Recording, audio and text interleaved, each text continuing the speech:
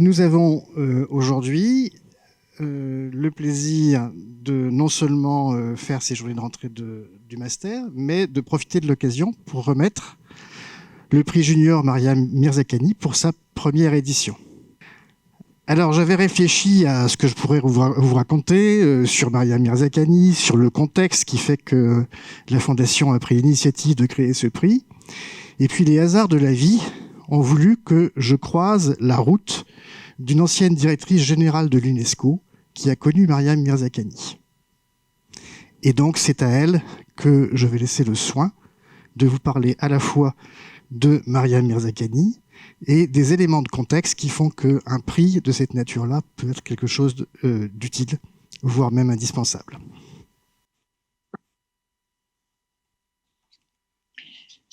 Tout d'abord, permettez-moi de saluer en tant que membre du Conseil d'orientation stratégique de l'Université Paris-Saclay et ancienne directrice générale de l'UNESCO, l'initiative de la Fondation mathématique Jacques Hadamard de créer le prix junior Mirkazani qui sera remis pour la première fois à 2 jeunes mathématiciennes. Mes félicitations les plus sincères. Mathématicienne iranienne brillante, Mariam Mirkazani est la première et à ce jour-là, la seule femme à avoir reçu la prestigieuse médaille Fields, récompensant des travaux en mathématiques, connu comme le prix Nobel de mathématiques. Lors de la remise de la médaille Fields, l'Union mathématique internationale écrit à propos de Mariam. Familière avec une remarquable diversité de techniques mathématiques et de culture mathématique, elle incarne un équilibre rare entre les performances techniques superbes, une audacieuse ambition, une vision qui porte loin et une curiosité profonde. Et Mariam elle-même avait alors réagi ainsi. C'est un grand honneur et je serais heureuse si cela encourage de jeunes femmes scientifiques et mathématiciennes, car je suis convaincue que de nombreuses autres femmes recevront ce type de récompense dans leurs prochaines années. Mariam aimait la mathématique, l'inconnu, le non exploré, le défi d'aller loin, là où personne n'est pas allé. Elle était une intellectuelle accomplie et une personnalité modeste et inspirante. C'est comme de faire un puzzle ou de résoudre une énigme policière, explique Mariam à propos des mathématiques, appelée la reine des sciences. Aujourd'hui, il y a des rues nommées Mariam Mirzakhani et son héritage et sa personnalité est célébré partout dans le monde. L'Union mathématique internationale, à l'initiative du comité de l'Union mathématique des femmes iraniennes, a baptisé le jour anniversaire de Mariam le 12 mai, journée de la femme en mathématiques. Votre célébration aujourd'hui est une occasion de rappeler que les femmes représentent moins de 30% des chercheurs scientifiques dans le monde entier. Et dans le domaine de mathématiques, elles sont davantage moins que ça.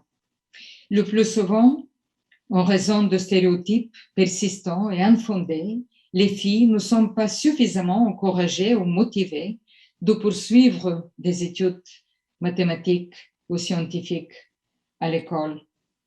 L'exclusion des filles et des femmes représente un immense gâchis de talent qui nous pénalise et limite notre potentiel intellectuel commun. C'est particulièrement dommageable dans le domaine de mathématiques, qui sont au fondement de beaucoup d'autres disciplines et indispensables dans la vie de tous les jours. Chacun doit avoir les mêmes chances pour faire valoir ses compétences. Mariam nous a montré que les femmes ont le talent d'être scientifiques, chercheuses, mathématiciennes, car elles incarnaient ce qui est une mathématicienne ou un scientifique. La tentative de résoudre un problème qui n'avait pas été résolu auparavant ou de comprendre quelque chose qui n'avait pas été compris auparavant. Ceci est motivé par une profonde curiosité intellectuelle et il y a une grande joie et satisfaction à chaque succès. C'est pourquoi c'est une immense source d'encouragement pour vous qui se destinent à une carrière mathématique ou scientifique, et c'est un appel à reconnaître encore davantage le talent des femmes à égalité avec des hommes à toutes les étapes de notre parcours. Merci et bonne célébration.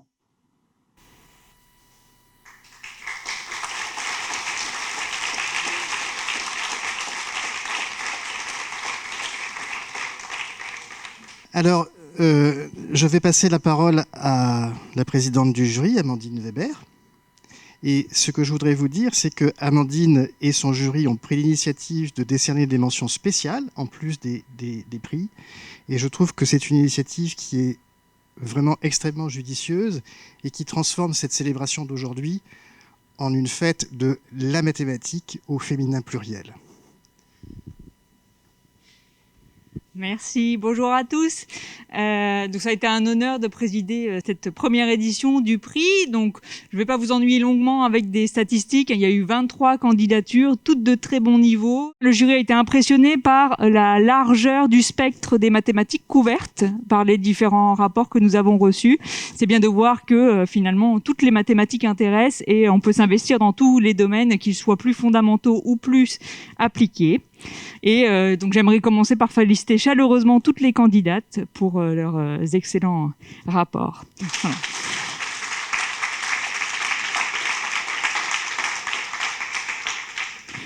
Donc juste avant de vous dévoiler les noms des lauréates, j'aimerais faire passer 3 messages. Donc le premier, c'est que la majorité des candidatures sont venues de la faculté des sciences d'Orsay et de grandes écoles. J'aimerais qu'il soit clair que tout le plateau de Saclay est invité à candidater, le Versailles, Évry, de partout. Et évidemment, l'origine de la candidature n'a aucune incidence sur son traitement, sur la lecture qu'on a des dossiers.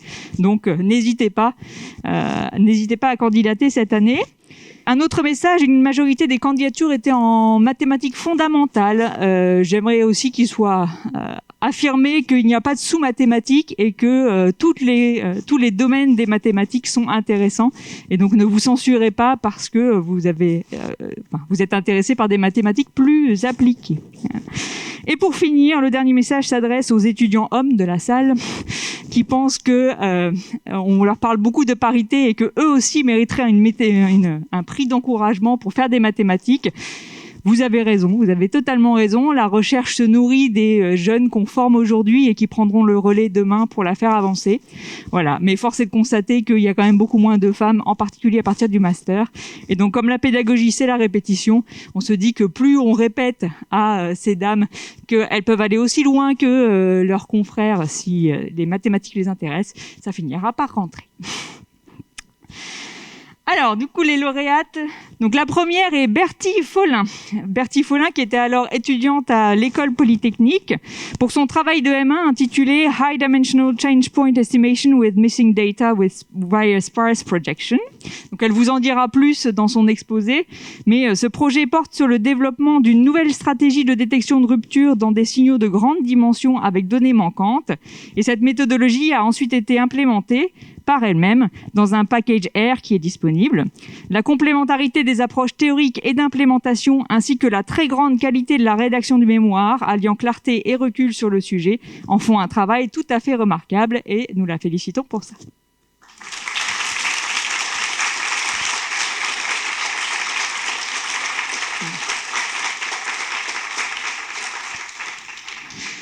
Donc ça, c'était pour le prix pour les mathématiques appliquées. Pour les mathématiques fondamentales, même si j'aime pas particulièrement cette distinction parce que beaucoup de mathématiques appliquées, en fait, ont des développements fondamentaux pour les applications. Donc il s'agit de Blandine Gallier, qui était alors étudiante à l'ENS Paris-Saclay, pour son travail de M1 intitulé Lattices of the Oscillator Group of Signature 2-2. Et alors là, elle vous expliquera les mots de la phrase qui va suivre, mais ce projet vise à étudier les réseaux d'un groupe de Lie non abélien résoluble particulier de dimension 4. Voilà, vous en saurez plus dans 5 minutes. Donc cette question était encore largement ouverte avant ce travail et les avancées majeures vers une classification de ces réseaux obtenues par Blandine Gallier ont grandement impressionné le jury ainsi que la qualité de la rédaction de son rapport. Félicitations à Blandine.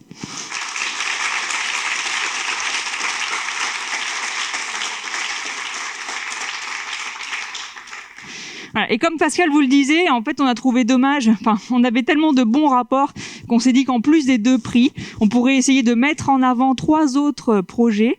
Et donc, ce sont les mentions spéciales du jury que Pascal mentionnait.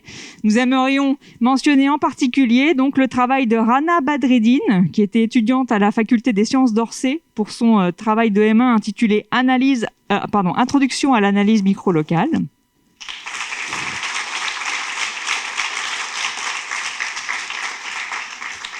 Morgane Doucan, étudiante à la faculté de sciences d'Orsay pour son travail de M1 intitulé Polynôme de Jones du crochet de Kaufmann à l'homologie de Kovanov.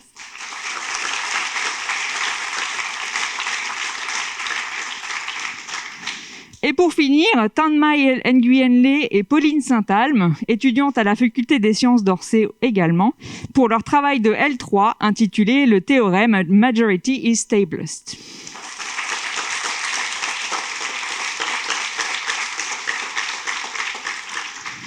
Voilà, félicitations à toutes. Et puis, je vais laisser le reste de la cérémonie se dérouler.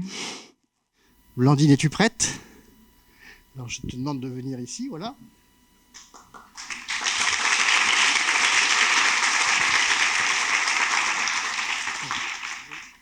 Alors, bonjour à tous et à toutes. Je vais vous présenter mon stage que j'ai réalisé dans le cadre du M1 à Damar. Avec l'Institut de mathématiques et d'informatique de l'Université de Greifswald et supervisé par Inès Cat. Donc en fait, mon rôle dans ce stage, c'était de classifier les réseaux d'un groupe de Lie particulier. Et donc je vais commencer ma présentation par quelques rappels sur les groupes de Lie pour situer un petit peu le contexte. Et je vais introduire le fameux groupe qui nous intéresse. Ensuite, je vais introduire quelques notations pour pouvoir amener les principaux résultats qu'on a trouvés pendant le stage. Donc, alors, qu'est-ce que c'est qu'un groupe de Lie ? Un groupe de Lie, c'est un groupe qui est aussi une variété différentielle et dans lequel la multiplication et l'inversion sont différenciables. Alors, on peut définir son algèbre de Lie, qui est en fait son espace tangent en le neutre. Et on peut définir une notion de nilpotence et de résolubilité pour les algèbres de Lie, qui est un peu analogue à celle pour les groupes. Et en fait, un groupe de Lie, il est dit résoluble ou nilpotent si son algèbre de Lie l'est. Et ce qu'il faut savoir, c'est qu'un groupe de Lie nilpotent, il est toujours résoluble, mais la réciproque n'est pas vraie. Et en fait, les réseaux des groupes de Lie nilpotents, ils ont été pas mal étudiés dans la littérature. Mais par contre, ceux des groupes de Lie résolubles non nilpotents, c'est un peu moins le cas. Et en fait, ce qu'on a fait dans ce stage, c'est qu'on a étudié les groupes de Lie, les réseaux d'un groupe de Lie qui est résoluble non nilpotent. Alors, qu'est-ce que c'est qu'un réseau ? Un réseau, c'est dans un groupe de Lie résoluble, c'est un sous-groupe discret, tel que le quotient du groupe de Lie par ce sous-groupe soit compact. Donc, au-delà des exemples connus, comme par exemple Z2 dans R2, qui donne le tore en quotientant, on peut regarder les réseaux d'autres groupes de Lie, comme le groupe de Heisenberg, qui est en fait qui est un groupe de Lie nilpotent, et dont les réseaux ont été classifiés par Tolimieri en 1978. Et donc en fait, ce groupe de Lie, il est important pour nous, puisqu'en fait, il permet de définir les groupes des oscillateurs. Alors, il y a deux groupes des oscillateurs qui nous intéressent, nous, dans ce stage. En fait, ils sont définis comme les produits semi-directs du groupe de Heisenberg par la droite réelle, où R agit sur le groupe de Heisenberg par rotation via une matrice A. Et en fait, en fonction de la valeur de la matrice A, ça va donner un groupe différent. Et dans les deux cas, ça donne un groupe des oscillateurs. Donc en fait, les groupes des oscillateurs, c'est des groupes de Lie résolubles non nilpotents. Et en fait, il y en a deux qui nous intéressent selon la valeur de la matrice A. Donc en fait, si la matrice A, c'est une matrice de rotation, donc dans la première colonne, si la matrice A, c'est une matrice de rotation, on obtient le groupe des oscillateurs classiques, qui a été pas mal étudié par Ines-Cat et ses collègues. Et si la matrice A, c'est une matrice de rotation hyperbolique, on obtient le groupe des oscillateurs hyperboliques, qui est celui qu'on a étudié dans ce stage, qui lui, pour le coup, n'a pas beaucoup été étudié dans la littérature. Et en fait, même si leurs définitions se ressemblent, ces deux groupes, ils n'ont pas du tout la même structure. Déjà, en fait, la matrice A, dans le premier cas, bah, elle est pas diagonalisable dans R, tandis que la seconde, elle est diagonalisable à valeur propre réelle. Et en fait, ça va tout changer sur la structure du groupe des oscillateurs hyperboliques. Déjà, déjà, il faut savoir que les réseaux du groupe des oscillateurs classiques, ils ont déjà été classifiés par Ines-Cat. Et en fait, le groupe, pour le groupe des oscillateurs hyperboliques, il s'agit d'un groupe de Lie à racine réelle. Et en fait, ça, on va voir que ça va grandement simplifier certains aspects de la classification, parce que on va avoir, en fait, c'est dans la slide suivante, on va voir qu'on a un résultat qui nous donne en fait, on a un résultat de rigidité sur les réseaux, qui du coup va simplifier les choses. Mais d'un autre côté, les choses, elles vont être compliquées parce qu'elles vont être compliquées par une autre propriété, qui est qu'en fait, la classification des réseaux du groupe des oscillateurs classiques, elle est liée aux classes de conjugaison par SL de Z de l'ensemble des matrices de SL de Z de trace inférieure ou égale à 2. Tandis que pour le groupe des oscillateurs hyperboliques, c'est les matrices de trace strictement plus grandes que 2 qui interviennent. Et là, en fait, là se pose un problème, c'est que dans le premier cas, on a un système de représentants finis des classes de conjugaison, ce qui n'est pas le cas pour les matrices de trace strictement plus grandes que 2. Et ça, c'est un problème auquel on a beaucoup réfléchi pendant le stage. Alors, du coup, je vais préciser en quel sens on veut classifier les réseaux du groupe des oscillateurs. En fait, donc il existe plusieurs classifications possibles, et là, je vais plutôt développer la classification à isomorphisme près et à automorphisme de groupe de Lie près. Donc deux réseaux sont isomorphes s'ils sont isomorphes en tant que groupe abstrait, et ils sont équivalents s'il existe un automorphisme de groupe de Lie qui envoie l'un sur l'autre. Donc deux réseaux équivalents, ils sont isomorphes, mais la réciproque n'est pas toujours vraie. Mais mais pour le groupe des oscillateurs hyperboliques, c'est le cas. En fait, deux réseaux sont équivalents si et seulement s'ils sont isomorphes. Et ça, c'est justement parce que c'est un groupe de Lie à racine réelle, résoluble. Et c'était pas le cas pour le groupe des oscillateurs classiques. Et donc du coup, ça nous arrange, puisque non seulement ça réduit la quantité de travail, mais en plus, ça nous permet d'adopter à la fois le point de vue des classes d'isomorphisme et celui des classes d'équivalence, qui donnent des résultats complémentaires. Et donc nous, ce qu'on veut décrire, en fait, c'est l'ensemble des classes d'équivalence des réseaux du groupe des oscillateurs hyperboliques. Alors pour ça, on va introduire un ensemble ST. Donc c'est l'ensemble des matrices de SL de Z de trace T. Et leur union, pour T strictement plus grand que 2, ça donne l'ensemble des matrices hyperboliques. Donc c'est aussi l'ensemble des matrices de SL de Z qui sont diagonalisables à spectre réel privé de l'identité, ou les matrices diagonalisables d'ordre infini. Et en fait, cet ensemble, on va introduire dessus une relation d'équivalence. Donc c'est une relation d'équivalence qui fait beaucoup penser à l'action de conjugaison de SL de Z sur ST, à ceci près qu'on autorise à être conjugué dans GL de Z et à être conjugué à l'inverse de la matrice. Mais l'analogie avec l'action de conjugaison par SL de Z, elle est quand même importante, elle va beaucoup nous servir dans la suite.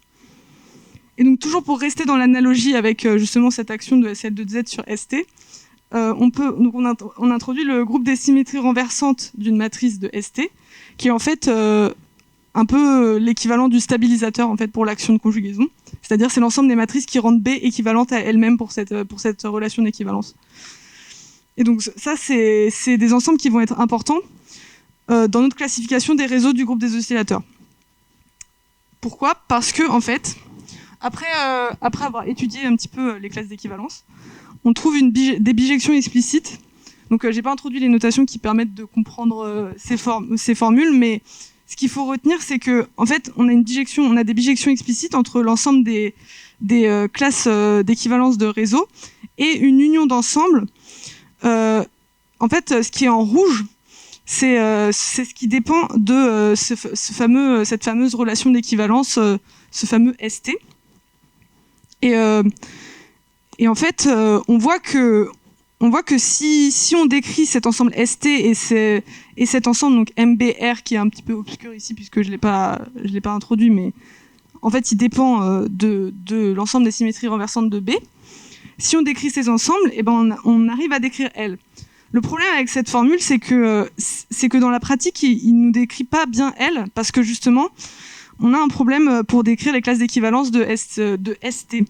En fait, on n'a pas de formule qui nous donne des représentants de ST en fonction de T. Du coup, nous, ce qu'on a trouvé dans ce stage, c'est seulement une méthode qui, à T fixé, nous donne des représentants de ST. Ce qui est différent. Et du coup, en fait, ce qu'on a fait pour pallier à notre problème, c'est qu'on a découpé L selon T.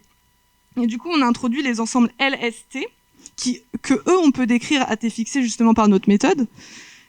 Ce qui, du coup, du coup, on peut décrire les ensembles LST. Et donc, voilà, ce que je vais vous présenter, c'est une méthode pour décrire ces ensembles LST à T fixé. Et donc, à T fixé, donc... on voit qu'on peut se ramener, donc en fait, ces bijections explicites qu'on obtient, elles nous permettent de nous ramener à étudier l'action de conjugaison de SL2Z sur ST. Et du coup, le plan de la méthode, c'est d'abord on détermine un système de représentants de ST, et ensuite, pour chaque représentant, on va déterminer MBR. Du coup, je vais plutôt me concentrer sur la première étape, parce que la seconde, nous a demandé moins d'efforts, on va dire. Donc, je parlais de l'analogie avec l'action de conjugaison de SL2Z sur ST. Et en fait, on s'en est beaucoup inspiré. En fait, elle est vraiment très importante. Elle a été pas mal étudiée dans la littérature. Et en fait, il y a pas mal de points de vue qui ont été adoptés. Mais nous, dont on s'est inspiré, c'est celui de Francesca Aicardi, où elle introduit la notion de cycle. Et nous, on s'est un peu inspiré de ça et on a introduit la notion de cycle réduit. C'est en fait, donc on prend des générateurs de SL2Z et en fait, un cycle réduit, c'est une suite finie cyclique de matrices à coefficient positif telles qu'on passe de l'une à l'autre par conjugaison par une puissance de n ou de s. Mais en fait, on est obligé d'alterner les puissances de n et de s. On peut pas conjuguer deux fois de suite par une puissance de n ou une puissance de s. Et c'est d'où la notion de cycle réduit. C'est qu'en fait, on peut pas extraire d'un cycle réduit un sous-cycle strict qui soit lui-même réduit. Et en fait, là, on sent une idée d'unicité qui est pas anodine, puisqu'en fait, dans chaque classe de conjugaison de ST, il y a un et un seul cycle réduit.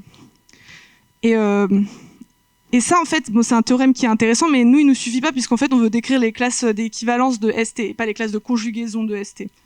C'est pour ça qu'on a introduit des nouvelles matrices pour pouvoir traduire en termes de cycle réduit cette possibilité d'être conjugué non pas dans SL2Z, mais dans GL2Z, et d'être conjugué à l'inverse d'une matrice. Donc on a introduit U et W, et la notion de cycle inverse et de cycle conjugué. Alors, la conjugaison d'un cycle, elle traduit le fait de pouvoir être conjugué dans GL2Z, et la transposition d'un cycle, elle traduit le fait de pouvoir être conjugué à l'inverse. Et en fait, ça nous donne un résultat qui nous intéresse beaucoup plus, qui est que chaque classe d'équivalence de ST contient un et un seul cycle réduit à transposition et conjugaison près. Ça nous arrange parce qu'en fait, on a trouvé un algorithme pour les calculer assez facilement, ces cycles réduits. Du coup, on peut calculer à T fixé tous les cycles réduits dans ST. Et ensuite, c'est assez facile de voir si deux cycles réduits sont conjugués ou transposés. Et à partir de là, il suffit d'extraire de chaque cycle réduit une matrice et on a notre système de représentants de ST. Et à partir de là, on peut passer à la seconde étape et décrire MBR pour chaque représentant B d'une classe d'équivalence. Et alors, je vais pas développer la seconde étape, mais en fait, ça fait intervenir des notions de théorie des nombres, notamment de théorie des corps quadratiques réels. Et donc, c'est des notions qu'on a un petit peu adaptées à notre étude. Et donc voilà, à la fin, on obtient une classification assez satisfaisante. Et on pourrait, en fait, on peut. Donc là, j'ai parlé que de la classification à isomorphisme près, mais en fait, on peut aussi s'intéresser, par exemple, à la classification à commensurabilité près. On a une bijection entre les classes de commensurabilité et les corps de nombres quadratiques réels. Et du coup, là, on a carrément une description totale des classes de commensurabilité. Et donc on peut aussi, par exemple, s'intéresser à la classification à automorphisme intérieur près. Donc ça, on n'a pas... Enfin, c'était une question ouverte pour l'instant. On n'a pas réussi à trouver de solution. Et voilà.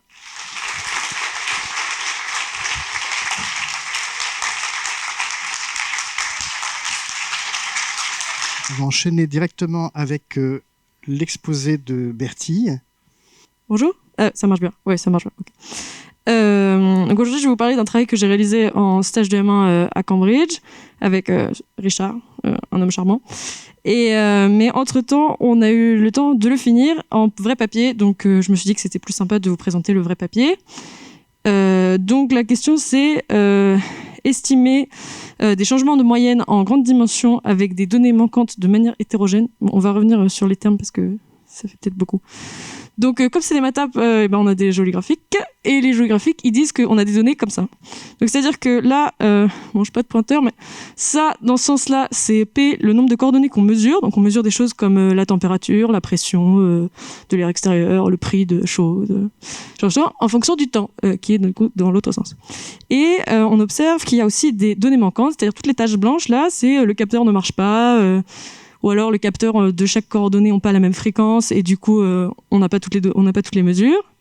Et en plus on observe que sur un set comment dire en français, sparse des coordonnées, il y a un changement de moyenne, c'est-à-dire que plus la valeur est foncée, plus c'est élevé.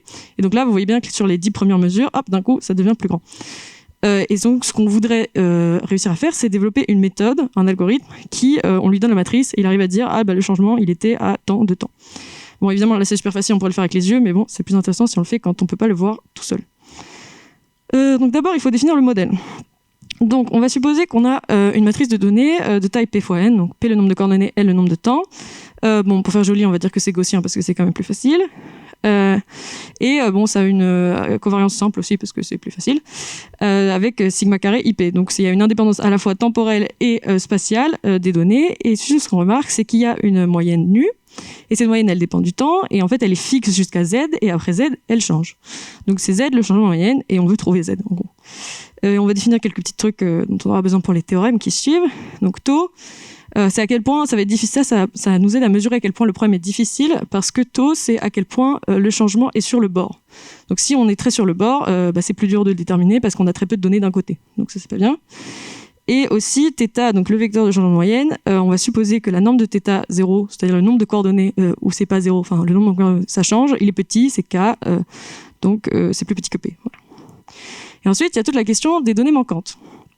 Donc au niveau des données manquantes, on va décider qu'on observe une matrice oméga qui est des 0 et des 1. Donc quand j'ai un 1 dans la matrice, ça veut dire que j'observe la valeur. Quand j'ai un 0, j'observe pas. Et ça, c'est aléatoire.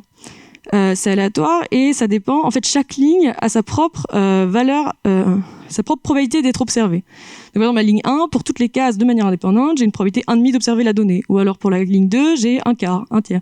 Mais donc c'est homogène par ligne, alors que c'est hétérogène dans l'autre sens. Enfin, par colonne. Et nous, vu qu'on a les trous, on observe que X rond oméga ou X produit Hadamard oméga. Voilà. Et X est indépendant de oméga. Donc ça, c'est très important quand on travaille avec des données manquantes, c'est que c'est missing completely at random. Ensuite, on a une jolie notation qui est très utile et qui va caractériser notre problème. C'est, comment on dit en français ? la moyenne pondérée de θ par Q, enfin de θ carré par Q. Donc c'est la combinaison à la fois d'à quel point le changement est important et d'à quel point les données sont observées. Donc cette valeur-là, elle va être grande si on a beaucoup de données dans les coordonnées où on a beaucoup de changements, et sinon elle va être petite. Et ensuite, c'est une jolie notation qui décrit la distribution jointe de x et oméga en fonction de tous les paramètres du problème évoqué ci-dessus, n, p, z, θ, sigma, q. Voilà. Et là, c'est quelle bonne idée on va avoir pour résoudre ce problème. Si on n'avait qu'une seule ligne de données, donc ce serait beaucoup plus simple. Si on n'avait qu'une seule mesure, on va dire la température, on va savoir quand est-ce que d'un coup c'est l'été. Bon, ça c'est pas réaliste, mais c'est comme ça. Et bien ce qu'on va faire, c'est qu'on va faire des moyennes glissantes. En fait, donc à chaque point du temps, donc j'ai 100 jours, donc à chaque jour, je vais mesurer l'écart entre tous les jours d'après et les jours d'avant. Et donc en toute logique, ça sera un maximum au jour du changement. Du coup, ça veut dire que j'ai un gros bloc beaucoup plus grand, moins un gros bloc beaucoup plus petit. Ça, bam, ça fait un bon pic. Donc ça, c'est une petite représentation en dessous. Mais comme j'ai des données manquantes, comme j'ai des jours où j'ai pas de mesure, en fait, ce jour-là, j'ai pas appris d'informations, donc j'ai exactement la même valeur qu'hier. Donc ça fait des petits plateaux comme ça. Et je sais que le maximum, il est tout en haut. Donc dans un des jours tout en haut, c'était le jour du changement. Donc vous voyez sur la formule super moche que donc c'est moyenne à droite, moins moyenne à gauche. Il y a un facteur devant, c'est pas très important. Voilà. Et bon, là, c'est du coup cette petite courbe avec des plateaux, c'est sans bruit. Donc, c'est-à-dire que c'est vraiment la moyenne, c'était 4 après le jour 10, et avant, la moyenne, c'était 2, et du coup, on voit bien des beaux plateaux comme ça. Dans la vraie vie, c'est pas si simple. Du coup, on s'est dit, qu'est-ce qu'on va faire? Alors, donc ça, c'est maintenant les données. Donc maintenant, on n'est plus en dimension 1, on est en dimension P, donc c'est plus compliqué. Donc, ce qu'on va faire, c'est qu'on va appliquer cette transformation, dont j'ai oublié de vous dire le nom, qui est la Miskusum transformation. Et du coup, on va faire ça ligne par ligne. Donc, on obtient une nouvelle matrice de taille toujours P fois n-1. Et là, vous voyez bien, enfin, non, vous voyez bien. Donc, sur la première image, on voit pas bien qu'il y a un changement de moyenne, mais en fait, dans les 10 premières coordonnées, il y a un changement de moyenne. Et ensuite, du coup, on voit bien on a tracé la transformation, Miskusum, que les 10 premières lignes, elles sont beaucoup plus rouges, et elles sont rouges vers l'endroit, en fait, où il y a le changement. Le problème, c'est que maintenant, on a P, et P, c'est potentiellement 100, 1000, P lignes, et donc, on ne sait pas trop comment agréger l'information. On peut pas juste prendre le pic comme avant, donc prendre le argmax. Que vous voyez sur la troisième figure, là on a tracé toutes les couleurs, là c'est une ligne en fait, et du coup on voit que si on prenait juste le max, ça ferait pas un très bon estimateur de la vraie valeur qui est 100. Donc ce qu'on va faire, c'est qu'on va projeter sur un vecteur qu'on va choisir de manière intelligente par un problème d'optimisation, mais ça c'est un autre problème, et ensuite on projette, du coup on a qu'une seule ligne, et là bam, on prend le argmax, le petit chapeau, et là on obtient une valeur qui est proche de 100, donc on est très heureux. Et le quatrième graphique, on est très heureux aussi, mais bon, ça c'est pour autre chose. Et donc là, on a le pseudocode pour bien résumer. Donc x oméga, c'est les données avec les trous, les petits carrés blancs. Oméga, c'est où est-ce que sont les petits carrés blancs, et parce que ça pourrait être des vrais zéros aussi, donc on fait attention. Donc d'abord, on applique la transformation, on obtient une nouvelle matrice T oméga. Ensuite, on résout ce problème d'optimisation dont on ne va pas parler pour trouver V, la projection. Ensuite, on projette T oméga sur V pour obtenir un vecteur de taille, le temps, mais d'une dimension 1. On prend l'argmax et on a fini. On sort Z chapeau et on n'en parle plus. Maintenant, la question, c'est de savoir, est-ce que l'algorithme marche bien? Parce que c'est bien beau d'avoir trouvé un algorithme, mais on n'est pas informaticien. Donc maintenant, on va montrer que l'algorithme marche et qu'on a des garanties sur à quel point il marche bien. Donc, on va supposer que nos données suivent la distribution de probabilité qu'on a évoquée plus haut et d'autres petites hypothèses non importantes. Et on va définir cette quantité ρ qui est super moche. Et ρ, elle dépend de tous les paramètres du problème qu'on a cité avant. Donc taux, n, sigma, racine de Karch. Et ρ, plus elle est petite, plus le problème est simple. Parce que si ρ est petite, ça veut dire par exemple n est grand, ça veut dire qu'on a plein de données. Donc la vie est belle. Si p est grand, c'est pas top. Parce que ça veut dire qu'on a beaucoup d'informations et ça va être dur d'agréger, enfin de trouver où sont les vraies informations. Si sigma est grand, ça veut dire qu'on a beaucoup de bruit. Donc c'est pas bien. Si taux est grand, c'est mieux parce que ça veut dire qu'on est à peu près au milieu. Donc au milieu, on a plus d'informations de chaque côté. Et enfin, si θ2q, alors θ2q, s'il est grand, ça veut dire qu'on a beaucoup de données dans les lignes où on a beaucoup de changements. Donc ça veut dire que c'est beaucoup plus facile de trouver le changement parce qu'il est plus grand. Donc c'est ρ, il est plus petit. Et la deuxième terme, parce que c'est une somme, ça c'est un ratio de à quel point on a des données dans la partie avec le changement. Donc pareil, ça c'est plus grand, c'est mieux. Et du coup, après, on a des constantes universelles, blablabla, qui font que si ρ est plus petite que C et une petite condition qui dit qu'il y a assez de données, parce que sinon, bon, ça marche pas, et ben, avec grande probabilité, parce que 3 sur n, ça tend vite 0,0 quand même, suffisamment vite pour les statisticiens, et ben, la probabilité que z chapeau, qui est la sortie de l'algorithme, moins z, qui est la vraie valeur sur n taux, soit plus grand que cette chose. Donc ça, c'est très petit. Donc ça veut dire qu'en vrai, avec grande probabilité, z hat moins z, c'est tout petit. Donc c'est plus petit que la chose au milieu, là, qui est un peu difficile. Et c'est un peu la même chose que ρ, c'est-à-dire que si sigma est grand, c'est plus grand, donc c'est pas bien. Si θ de q est plus petit, c'est pas bien. Et ce qu'on remarque, et qui est assez intéressant à mon sens, c'est que y a vraiment une séparation de deux termes, donc de cette somme, entre les termes qui sont dus au bruit, du bruit de la gaussienne, c'est-à-dire que les mesures, le changement, il n'est pas de 0, 0, 0, 4, 4, 4, 4, 4. Il est fait... Donc, il est beaucoup plus joli. Donc, ce sigma carré, machin, ça serait 0 s'il n'y avait pas de bruit sur les gaussiennes. En fait, tout ce terme disparaîtrait. Donc, et θ de q, machin, c'est le signal effectif. Donc, c'est le vrai signal, parce qu'on a le signal θ, mais en fait, il est gâché par des données manquantes. Donc, ça, c'est ce terme de bruit. Et ensuite, le deuxième terme, c'est le terme de bruit dû aux données manquantes, en fait, parce que lui, il ne dépend pas du tout des gaussiennes, des histoires de sigma carré. Il serait là même s'il n'y avait pas de bruit. Lui, il tient que juste à quel point on perd de l'information en ayant des données manquantes dans les coordonnées avec beaucoup de changements. Donc c'est joli, mais bon, déjà on est content parce que ça tend ça tend avec un taux de logarithme près 1 sur n, donc la vie est très belle. Mais surtout on est très content parce qu'en fait c'est il y a un lower bound qui dit qu'en fait on peut pas faire mieux. Genre n'importe quel autre estimateur ne pourra jamais faire mieux au logarithme près que notre algorithme à nous. Si vous reconnaissez le théorème en bas et l'équation du milieu, ça dit qu'en espérance l'écart entre z tilde au lieu de z chapeau, moins z, ce qui était exactement ce qu'on avait avant. On dit en espérance parce que bon, c'est des matrices aléatoires. Le pire cas, donc avec max de z, donc le pire z possible, inf de z tilde appartenant à grand z de chapeau, ce qui veut dire sur tous les estimateurs. Donc le meilleur estimateur, dans le pire des cas en espérance, il peut pas faire mieux que nous. Donc c'est optimal. Donc allez télécharger le package. Bon, ça c'est un peu compliqué, alors on va pas en parler. Du coup, après, bon, c'est bien beau que ça marche en théorie, mais on veut aussi vous montrer que ça marche en pratique. Et du coup, on a fait ça sur des vraies données, alors océanographiques. Alors, je vais un peu regarder parce que l'océanographie, bon, hein, je connais pas grand-chose. Donc, ça correspond beaucoup plus à la réalité, cette forme de données, qu'à la théorie qu'on a discutée. Parce que quand on a discuté la théorie, on a dit que nos données, elles étaient manquantes de manière homogène par ligne. Bon, là, c'est pas homogène par ligne. Enfin, il y a des trous partout, mais que d'un côté. D'un coup, après, il y a beaucoup de données. Enfin, c'est pas du tout ce qu'il ferait s'il y avait des petits trous comme ça de manière bien répartie. C'est pas grave, ça marche quand même.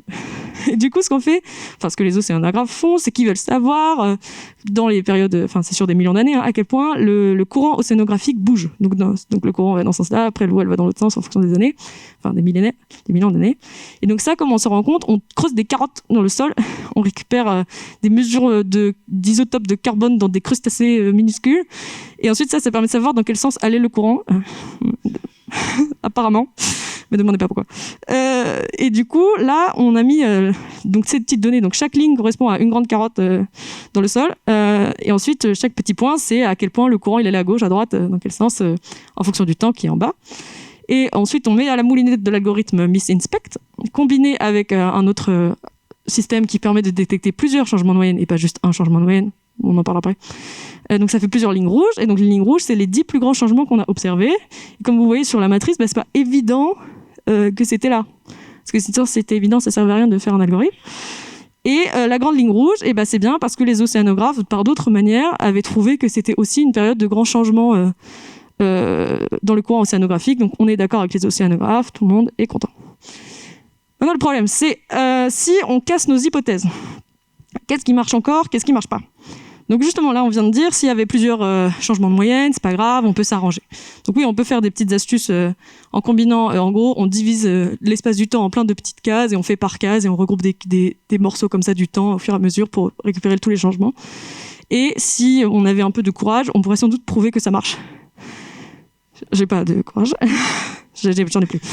Si par contre il y a de la dépendance temporelle, c'est-à-dire ça c'est dans la vraie vie c'est plutôt vrai quand même. La température d'aujourd'hui elle dépend pas que du fait qu'on est en hiver, elle dépend aussi de la température d'hier.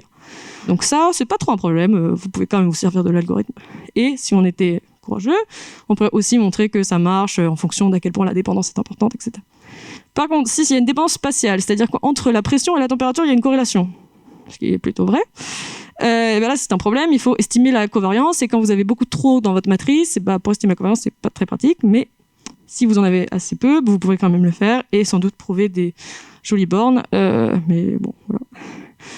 Et ensuite, si vraiment il y avait des données manquantes, mais pas par ligne de manière homogène, mais vraiment chaque case a sa propre probabilité d'être observée, vous pouvez utiliser l'algorithme, c'est exactement comme les données qu'on vient de voir avant, mais pour prouver que ça marche, c'est compliqué parce qu'il suffirait que vous ayez aucune donnée après le changement Parce que toutes ces cases-là, elles ont probabilité d'être observées de 0, bah, vous n'observez pas le changement. Il n'y a rien à y faire, quoi. Et alors là, catastrophe totale, c'est si X et oméga sont pas indépendants. C'est-à-dire que la case manque parce qu'elle a une certaine valeur, en fait. Donc, par exemple, si vous avez un capteur et que le capteur a un effet de seuil et qu'au bout du seuil, en fait, ça marche plus, genre ça casse et vous n'observez pas la valeur, bah, si votre changement moyen il fait que c'est plus grand et que ça dépasse le seuil, bah, il y a tout qui casse et vous voyez plus rien. Donc, c'est la catastrophe. Donc, je sais pas. Du coup, c'est fini et le papier est sur Archive. Si vous voulez aller le lire, c'est 35 pages de pur bonheur. Voilà.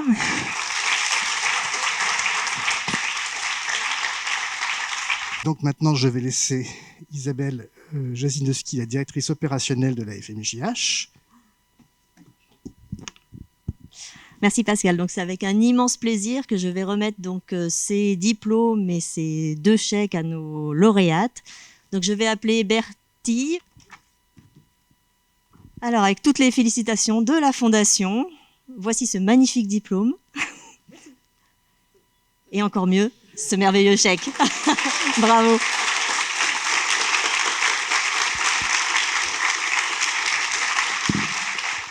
Et Bertie, j'ai compris tout l'exposé, donc c'était extrêmement pédagogique. Bravo. Je vais appeler Blandine. Donc tout pareil, ce magnifique diplôme. Et le chèque. Bravo, félicitations au nom de la FMJH.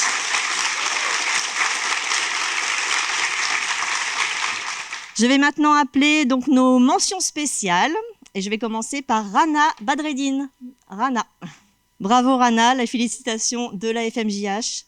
Je crois que le jury a eu beaucoup de mal à départager les lauréates, donc bravo, c'était un très beau travail.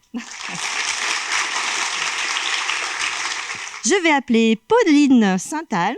Donc Pauline qui a travaillé en binôme avec Tanmay, que je vais appeler juste après. Donc je te remets le diplôme avec toutes les félicitations donc, de la FMJH. Bravo. Et donc sa collaboratrice Tanmay, donc à qui je remets également ce diplôme pour ce très beau travail. Donc toutes les félicitations. Bravo. Merci.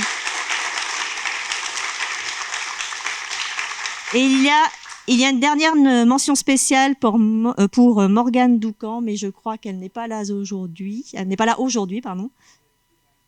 Voilà, c'est ça. Donc en fait, je remettrai le diplôme aux gens du BDE qui la connaissent. Je vous remercie, je vous libère. Bravo à toutes.